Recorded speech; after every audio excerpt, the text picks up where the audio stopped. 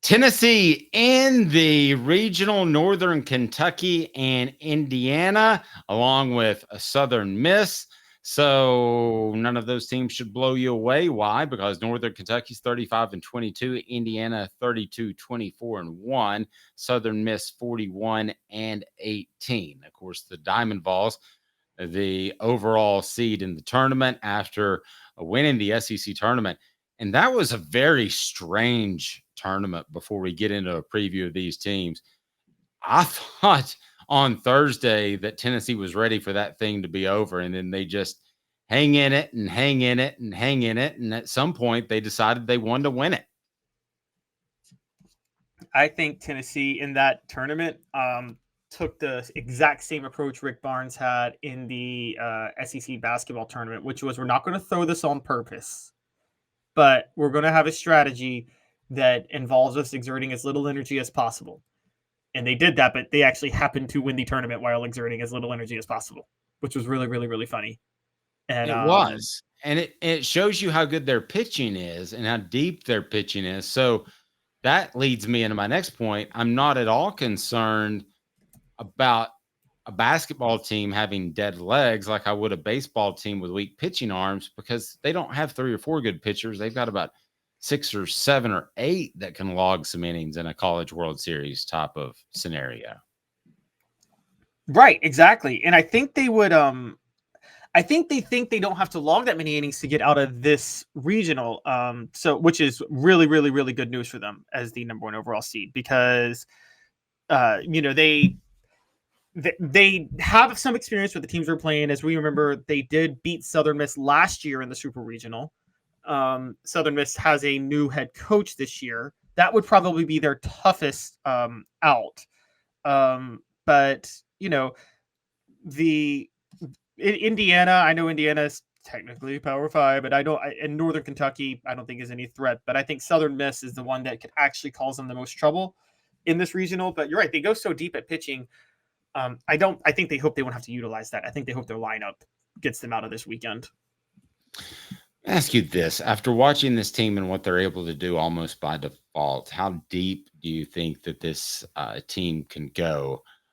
Portions of the program brought to you by Newbert Collision Center. For nearly 50 years, Newbert Collision Center has been East Tennessee's best choice for quality repair work and fantastic customer service. Also remind you, the Hemp House, the premier hemp dispensary online with a great variety, wide selection, strict standards to ensure you only receive the best in CBD or Delta products.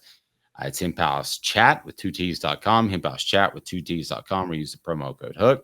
That's HOOKED for 10% off. So when I look at this baseball team, I'm not worried that they had to use a little bit more arms than they thought they might.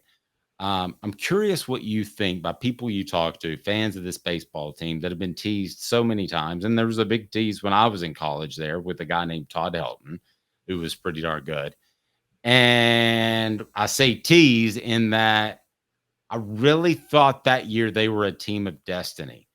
I really think, and I haven't said it yet because I don't want to jinx them, I feel the same way about this for a different reason. I thought that team was super scrappy. I feel like this team is super pitchy, which that's not a real word, I'm aware. But I think this team feels like a team of destiny to me. I agree, and I think they haven't put the same. You were right. They haven't put the same mental pressure on themselves as they did 2 years ago with the way they rubbed everybody's face and everything. I think they knew how to fall back a little bit. I think that I think they can win it all, and I think they should win it all. And I think they should be very disappointed if they don't win it all. Now, again, this is the baseball tournament. It is the flukiest tournament, flukiest postseason in all of postseasons. Okay, it's absolutely why I hate expanded postseasons in most sports. And y'all are gonna make me sound, y'all are accusing me of hating America on the message boards, which I don't. I love America, but one of my biggest issues with America is the love for expanded postseasons in every sport, because I think it ruins the sport. The college baseball tournament is the worst example of that. Okay, so it is the absolute worst example. Flip a coin. It's the worst way to crown a championship in any sport. It's insane. But and by the way, it's also, y'all say I'm a communist. It's the most communist way to crown a champion in any sport. But that being said, you'd rather be great at pitching. Just like you could say the NCAA basketball tournament, there's a lot of luck there. But I'd rather say that as a great 3-point shooting team, right?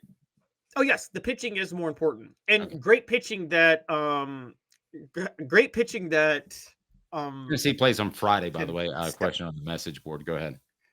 Yeah, great pitching that can really step it up in the postseason, because you can. There is a science to pitching more than there is hitting. Hitting is so much based in luck, but pitching, there is more of a skill based factor in it. And so you're right. You would rather have that in the postseason, particularly when a lot of teams, as you know, Dave, tighten up. This is more common in the majors, but they tighten up. They try to play a lot of small ball, so you can really kind of catch teams that are doing that. And I think that's the pitching, and pitching depth is very important. And Tennessee does have pitching depth, but I'm just saying it is a terrible tournament. It is literally like there is no meritocracy to winning the NCAA baseball tournament. No, I feel like the best team goes home early more times than not. Okay, taking a look at the opponents that'll be in Knoxville, the Northern Kentucky Norse. Is it Norse or Norse? Earned a trip to Knoxville after winning their first ever Horizon League championship. They beat Youngstown State 23-5 on Saturday. MVP outfielder Traven Moss, who racked up a career high 5 RBIs at both Fridays and Saturdays games. We want to thank Stacey Oliver for just knocking it out of the park in terms of recruiting. Of baseball coverage. So that's all there on offthehooksports.com. It'll be the second NCAA baseball regional appearance for the Indiana Hoosiers in the last 2 years, and will be they'll open against Southern Miss on Friday. The Hoosiers were knocked out of last year's NCAA tournament by the Kentucky Wildcats and have not been to a super regional since 2013. So Tennessee gets what it should as one of the highest rated teams in the tournament, Caleb. They get a very favorable draw. They do. And Northern Kentucky has the coach with the greatest name in the entire tournament. You ready for his name? Dave Hooker. No, Dizzy Payton. Dizzy Payton. I saw Dizzy a lot is of his first name. when I was in college. I saw a lot of Dizzy Payton.